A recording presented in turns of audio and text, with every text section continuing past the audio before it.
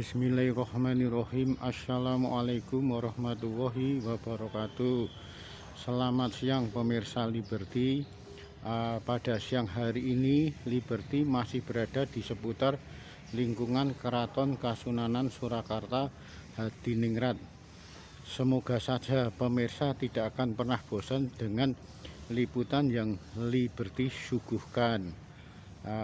Pada siang hari ini Liberty tengah berada di Kori Wijil, yaitu semacam pintu masuk Siti Hinggil Utara, yang bangunan Kori Wijil ini terdiri dari susunan anak tangga yang menghubungkan dari Siti Hinggil Utara dengan Sasono Sumewo pagelaran Keraton Kasunanan Surakarta Hadiningrat. Kori berarti pintu, Wijil berarti keluar. Boleh jadi mungkin dimaksudkan jika ingin memiliki derajat yang tinggi harusnya keluar dari kebiasaan buruk. Itu yang tersirat dari makna Kori Wijil. Nah, ini anak tangga menuju Siti Hinggil Lor atau Siti Hinggil Utara. Kori Wijil pisan.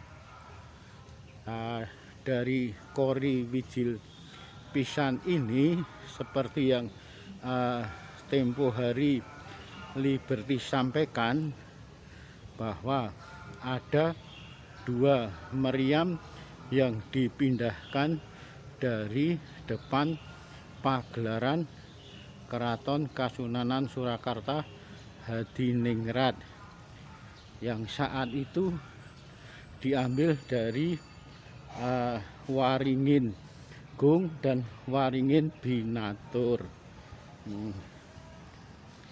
Ini salah satu meriam yang saat itu dipindahkan dari Waringin Binatur atau Waringin Gung. Meriam ini biasa disebut sebagai meriam Kyai Sagorowono. Ini yang waktu itu dipakai untuk melawan penjajahan kolonialis Belanda. Panjang meriam sekitar 4 meter, persis sesuai yang kemarin Liberty beritakan. Artinya pada saat itu dua meriam, baik itu dari Waringin Gung ataupun Waringin Binatur, dipindahkan ke belakang Sasono Sumewo pagelaran Keraton Kasunanan Surakarta Hadiningrat. Yang satu ada di sebelah barat dari Kori Wijil pisan, yang satu ada di sebelah timur dari Kori Wijil pisan. Meriam ini biasa disebut dengan julukan meriam Kyai Suwoh Brasto. Ini saat itu juga keberadaannya ada di depan bangsal Sasono Sumewo pagelaran Keraton Kasunanan Surakarta Hadiningrat. Di antara Kori Wijil pisan ada, selain ada dua meriam, juga ada dua bangsal. Yang satu bangsal Marto Lulut ini ada di sebelah timur dari Kori Wijilan Pisan. Sedangkan bangsal yang ada di sebelah barat Kori Wijilan Pisan juga terdapat semacam bangsal. Nah, untuk lebih dekatnya, setelah kita dari bangsal Martolulut, kita akan menuju ke bangsal yang ada di sebelah barat Kori Wijilan. Di sebelah Kori Wijilan juga selain terdapat meriam yang merupakan pindahan dari Waringin Gung atau Waringin Binatur, juga ada bangsal, yaitu bangsal Singonagoro. Baik bangsal Singonagoro maupun bangsal Martolulut, kesemuanya keberadaannya ada di samping kanan ataupun kiri dari Kori Wijilan Pisan. Dari Kori Wijilan Pisan ini ada sesuatu yang dahsyat. Artinya ada sesuatu bekas peninggalan yang waktu itu dipakai untuk landasan memenggal leher dari salah seorang pemberontak Keraton Kartasura yang saat itu rajanya dipegang oleh Amangkurat I sekitar abad 16. Batu hitam ini konon pernah dipakai sebagai landasan untuk memenggal, untuk memotong leher dari Trunojoyo yang sekitar abad 16 saat itu telah memberontak kewibawaan Keraton Kartasura yang saat itu bertahta beliau Amangkurat I.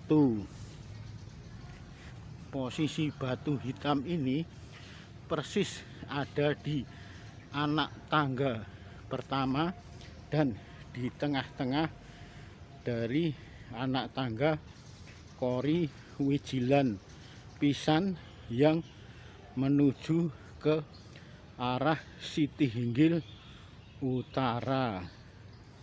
Boleh jadi tidak semua orang tahu jika dari beberapa anak tangga yang ada di Kori Wijilan Pisan ini ternyata ada sesuatu yang cukup memiliki nilai sejarah yang cukup tinggi.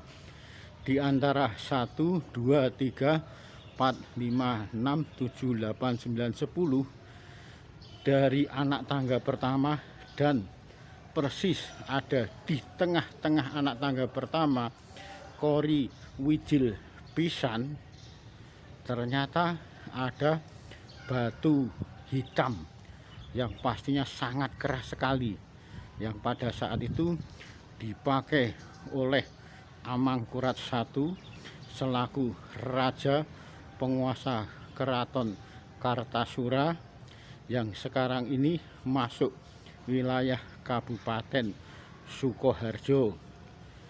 Nah, saat itu beliau memangku sebagai Amangkurat I Keraton Kartasura yang saat itu ada pemberontak yang namanya Trunojoyo. Begitu pemberontak tertangkap, langsung saat itu dibunuh dengan dipenggal lehernya dengan landasan dua batu hitam ini. Mungkin batu hitam ini satu, tapi mungkin karena pecah sehingga ada semacam semen. Oh, batu ini utuh. Batu hitam berukuran sekitar 50 cm kali 60 cm. Saat itu 400 tahun yang lalu, batu hitam ini dipakai untuk landasan memenggal, memotong leher sang pemberontak Trunojoyo terhadap Raja Amangkurat I, raja dari Keraton Kartasura. Demikian Liberty melaporkan dari Kori Wijil Pisan, atau jalan naik tangga untuk menuju ke Siti Hinggil Utara. Pas di belakang anak tangga ini adalah keberadaan Siti Hinggil Utara.